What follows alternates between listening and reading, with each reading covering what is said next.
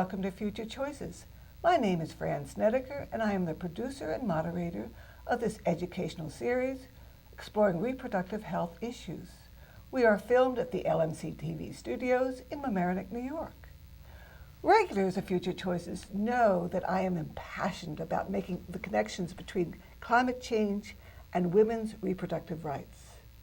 Early in 2008, Kathleen Mogelgaard, who was then with the National Audubon Society, took us on a virtual trip, which you might remember, to Ethiopia and Madagascar to see for ourselves how everyone benefits from programs which link family planning and environmental conservation. Later that year, Robert Engelman, author of More, Population, Nature, and What Women Want, gave us a deft review of a wide variety of studies and observations which lead us to the irrevocable conclusion that women are the key to the resolution of the dual problems of burgeoning population and environmental degradation. Please visit the Future Choices website at www.futurechoices.net and click on the Population Health and Environment tab to learn more about what they had to say.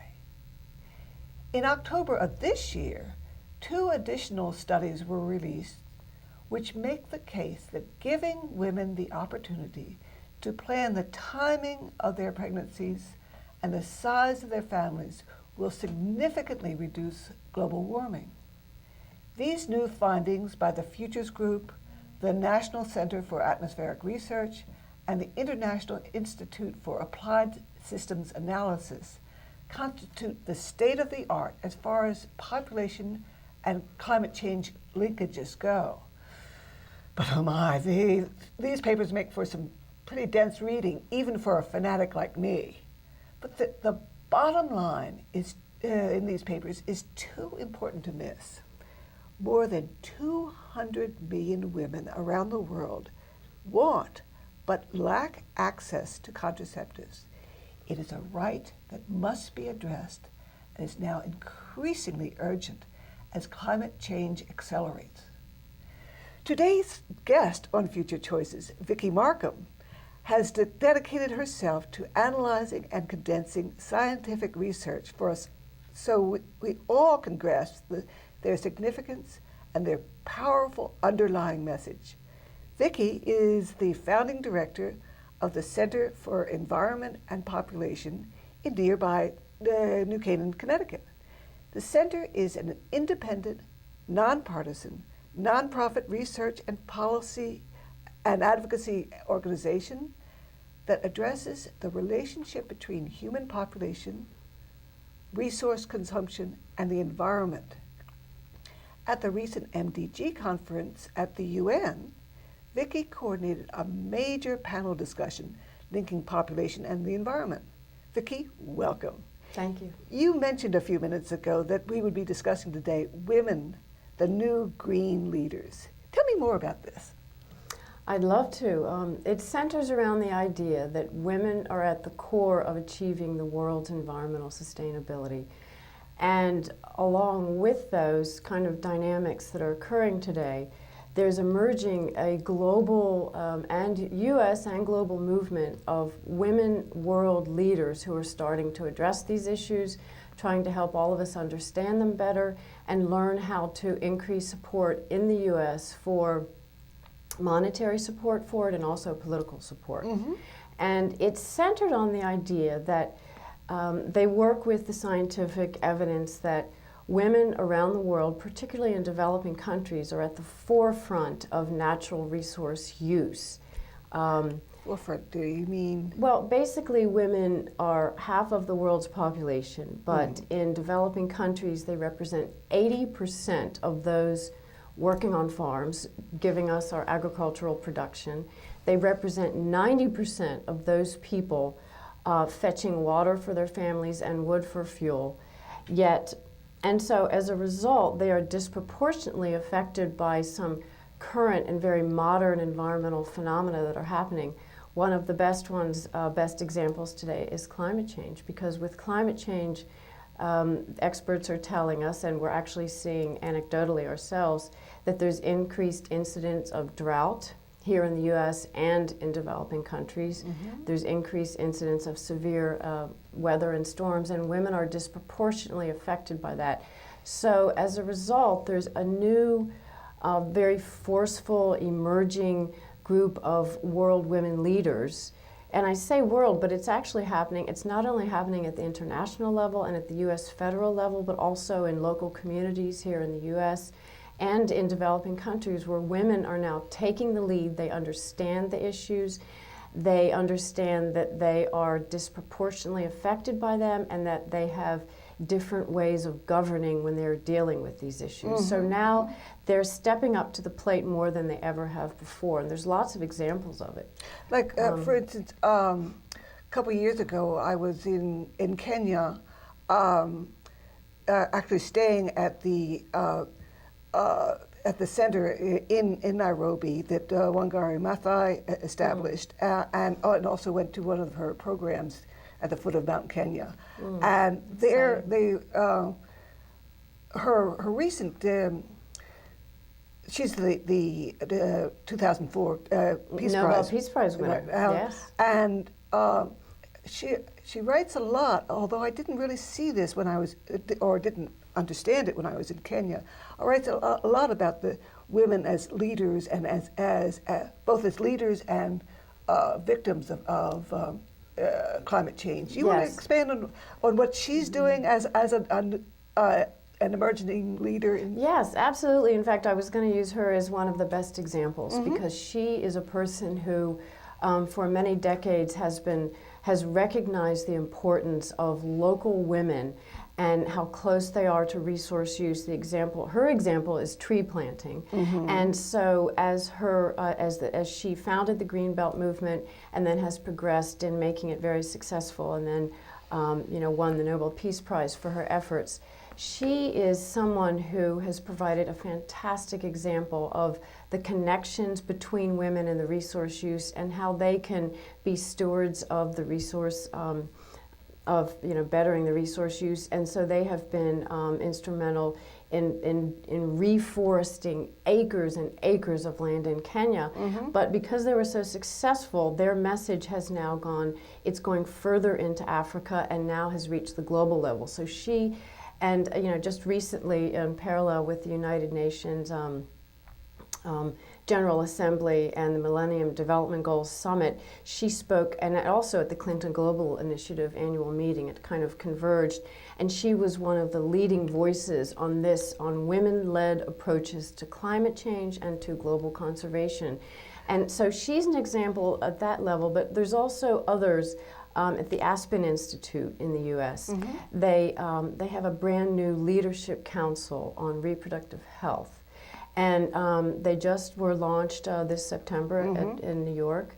And they are a really stunning group of mainly women, but some men, presidents and former presidents of countries who've come forth and said that they would like to reclaim the positive reproductive health message for health and development reasons, but also because of the links with climate change and environmental degradation. Okay. So that's a second body that's doing it. Could you make some of those links for me? What are some examples of the linkages between environmental degradation and women's access to contraceptives? Reproductive health, yes. Well, I would say there's three main ways that reproductive health is linked to the environment. And the first way, which is almost, it's very obvious, but it's the balance between people and the environment. And so, there's people don't just live and don't do anything. They use natural resources for shelter, for eating, and all these other things. And so, as a result, as the population grows in the U.S., we have a finite planet, finite natural resources, water, air, food production, other things. And so that it's very much connected to stabilizing the population side of things on this finite planet. So, and also because scientists are telling us about so reproductive health is now a lot of people who've worked in the field have understood the connections, but now a lot of science is emerging which shows that there is the 200 million plus unmet need of women who would like to use contraceptives but don't have the services. And family planning is now being seen by many scientists as a viable way to start balancing out the people and environment. Because they're making the assumption that women will, if they are given access to modern contraceptives, they will choose to use them. Well, this is what women say. Yes, yep. Yes. Mm-hmm. I mean, so the 200 plus million women, that number is based on, surveys all around the world, mm-hmm. including the U.S., mm-hmm. of women saying that they want to use it, but for various reasons either can't get access to it, don't understand it. There's other kind of blocks in developing worlds with, mm-hmm. The families and husbands and things, and perceptions about, family size that they may mm-hmm. not hold, but maybe their husbands do. So mm-hmm. there are some women who cannot get access to family planning or don't use it for those reasons. So mm-hmm. there's various reasons for it. Kathleen Rogers, in an article I read recently in the RH Reality Check, was talking about what she perceived as the women who are least likely to have access to contraception are the ones who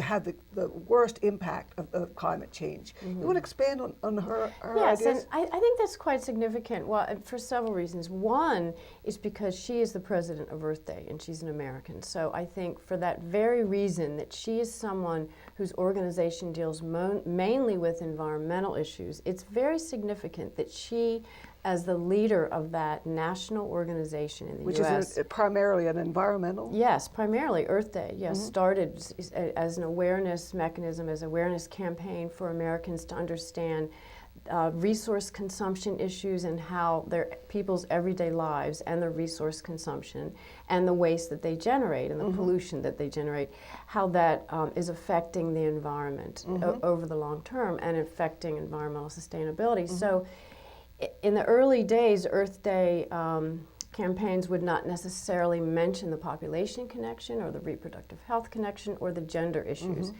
But I think what's emerging now is that those connections are being made more and more, not only with just the public, the person on the street, but then also with policymakers and NGO leaders. So Kathleen is a great example of a leader who has taken this on and is beginning to understand it and is going the step further and actually, kind of making media statements and, having some ideas about how women are uniquely associated. Now, she talks about women and climate change, and it's the poor that, there are, I was saying before that women represent half of the world population, but they represent 70% of the world's poor. Mm-hmm. So there is a disproportionate amount of women in the world who are poor. And because they are also the ones who are fetching the water and the wood, they will have the least resources available to them to do something about it, mm-hmm. To be able to adapt to the climate change. I mean, they don't have the technology that we might have to be able to deal with it. Mm-hmm, mm-hmm.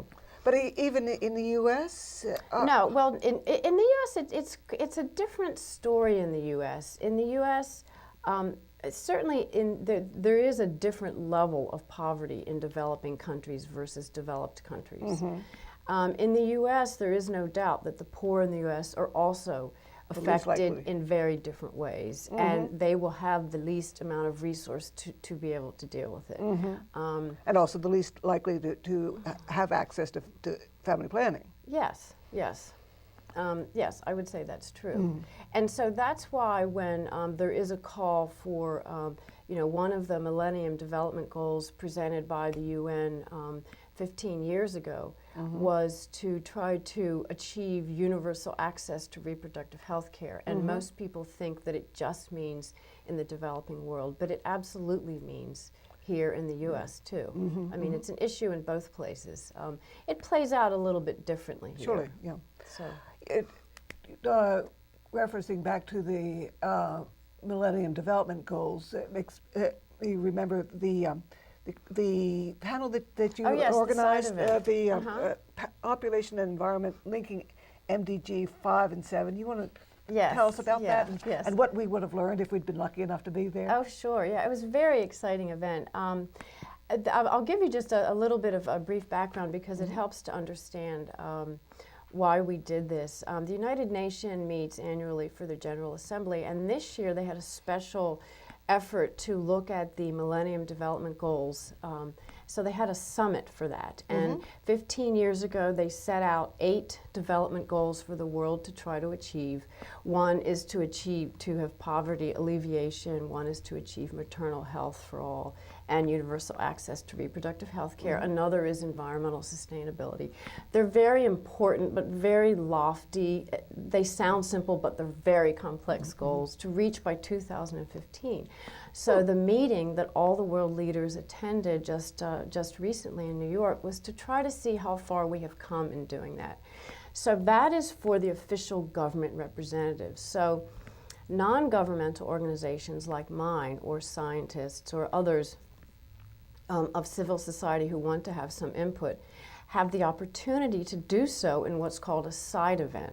So you hold it up in New York, right near the UN, and parallel to the UN holding their MDG summit. And so that's what we did. We co-organized it with several other organizations, and we wanted to have a forum that the UN policymakers, the US delegation, the public, the media, the NGOs could attend, where we could give a forum to some of the world leaders who are working on these issues who are from non-governmental organizations. So it was an hour-and-a-half event. We held it very close to the UN, so it would have easy access for the UN delegates to attend.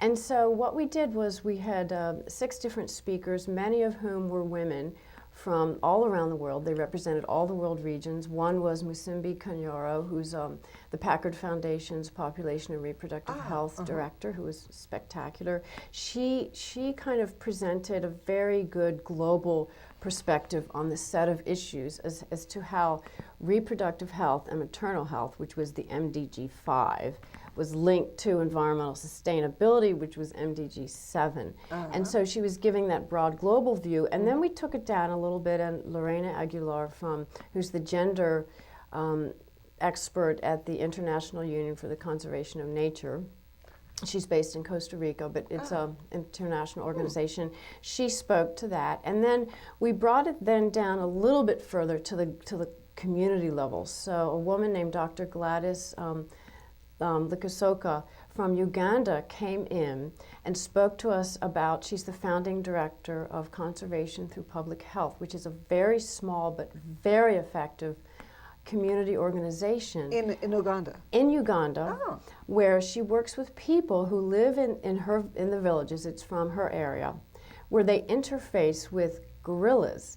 But so her work is an example of how, a very successful example of how there's a local community effort to have people understand how they are how they can successfully interface with species. So it's the gorilla's habitat, but it's also where they live, the community. Yes.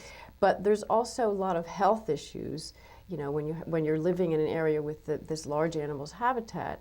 And so in teaching about animal habitat, land use issues, and how it's being cut up now for development, and then you're encroaching in the gorilla's habitat, and the gorilla's encroaching on your habitat. There's lots of interface with the two species. And so, but in talking to the community about that, because she's a vet, she also then interjects the health issues and family planning issues when she has her community meetings about the habitat of the species, and she talks to people about the advantages of having, if they wish voluntarily, to have smaller family size, because then, why will they want to listen to her? Well, because she has their respect in trying to help them to learn how to live successfully in this natural habitat of the gorillas, and so she gets their attention that way, and they're very interested in learning about her expertise from that. And she's, you know, she's from there. She's Ugandan. She is spectacular, and her story was mesmerizing. So it was really wonderful to hear firsthand how she is incorporating this environmental story, and a very modern one because the species habitat is being cut up by development, with how children and families can think differently about resource use and their place in the world, and the smaller family size. So it's just been a real success. So that was one story that we heard in this side event. Yes. So and you know, another thing that we do with this, because we are an advocacy organization, we try to take this information. All of their presentations were done beautifully in PowerPoint. It was all videoed. And their talks were summarized. So what we do is we put it up, the Center for Environment and Population and our two collaborating organizations, the Sierra Club and Population Action International. So collectively, we will have large viewership.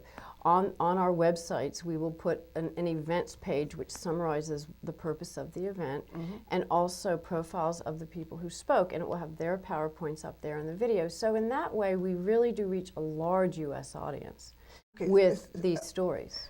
The Center for Environment and Population is a nonprofit organization, which you had mentioned earlier, and we work on policy, advocacy, and research. And what we only look at the relationship between population and that whole range of issues, including women's issues and reproductive health, and demographics as they affect, and per capita resource consumption, as it affects all different kinds of environmental sectors. And that includes climate change and water and land use and biodiversity. But at the core of this is a scientific basis, because we've learned through the years that when we talk about population and its environmental links, it's very important to center it on the best data that's out there and the science. So what we do as an organization is we partner with other leading groups, but what we do is try to advance the science that's out there on this set of issues, and then promote the science and integrate that into policy and into public outreach and things like that. And that's why recently, in fact, we have been working to promote the science of Dr. Brian O'Neill, and he's done some incredible work at the National Center for Atmospheric Research and looking at population and climate change. And this is really groundbreaking work. And so we focus on work like that and try to get it in front of members of the House and Senate on Capitol Hill or at the UN or even in the local community level. So I tried to read some of theirs, and that was what I was talking about. A little dense for yes, but readers like me. Yes, but it's you really all significant. Can bring it to our level? Absolutely. I mean, what we do, I've got some reports here that are on the website that you know we'll be able to post up. But what we do is we take we take the most cutting edge, but quite complicated scientific information. We analyze it, we break it down with other experts in the field, and then we put it into the form of reports that members of the Congress can use it for their constituents on Capitol Hill, that we at Wilton, my community is in Wilton, Connecticut, and we take these kinds of science-based documents to our events that we hold at the local library, so people have something in their hands. They have the evidence where they can see what the relationship is, but in quite simple terms that everybody can understand. And so that's what, for example, one way that we're trying to reach out and create new young leadership on this set of issues is by a fellowship program that we developed. And so we partner with leading organizations like the National Center for Atmospheric Research, which is based in Colorado. That is Dr. O'Neill's organization. And so we went to them and said, you are the experts in this field. And so we established a fellowship where graduate students or university students can work for a summer and actually have a concrete research project that they will complete by the end of the summer. So, and it's on this set of issues. And so they're taught professional skills, but then they're also furthering the science on it. So it's kind of a combination. It's been a very popular program. All right, let me see if I've got my arms around what you're saying. Is it oh, is it proper for me to summarize what you were saying by saying our failure to ensure gender equity is one of the major causes of environmental degradation in our world? Well, I would say that we understand more now than we ever have about how gender issues relate to the environment. Before, it might have been mostly anecdotal. Now we have evidence in the U.S. and around the world. So I would say that because our understanding is greater, we're beginning to see how women and girls relate quite differently to the environment, both how they are affected by environmental degradation and what they can do to help move it along so that the environment can be sustainable over the long term. So I think what's happening now with the new green leaders who are women is they're understanding all this themselves, and they're taking it upon themselves to now present it to the American public so that they can then understand it, and then we can do something about it. Whereas before we weren't doing that.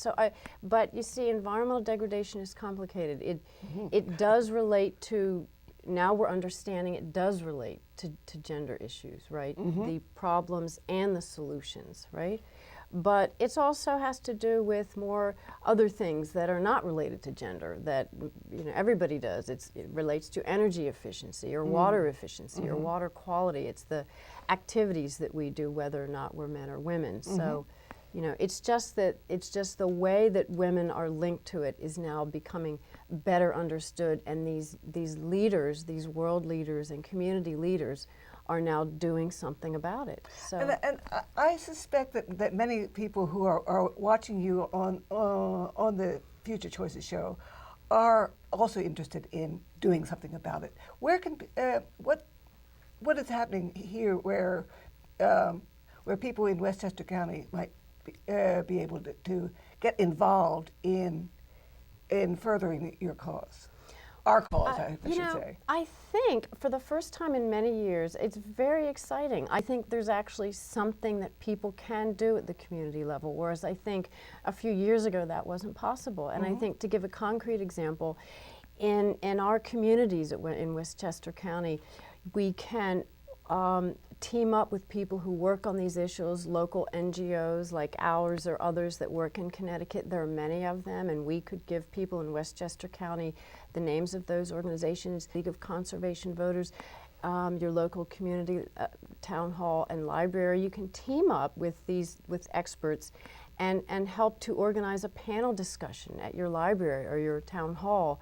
And I know that there would be standing room only. I know in Wilton that's what happens when we do that. So you're educating people and you're giving them access to the, what can I do type question. There's always, they can write to their legislators and everything, but the local groups can help guide that a little bit and bring it down to the community level. So there's many things that can be done. And so if they go onto your website, which is? It's www.cepnet.org, cepnet.org. Okay, excellent. Well, Vicki, you have really enhanced our understanding of the importance of ensuring that women have the right to make informed decisions about their health, their families, and their future, and how that is going to not just be called women's empowerment, but women saving the earth. Thank you very much. Thanks so much.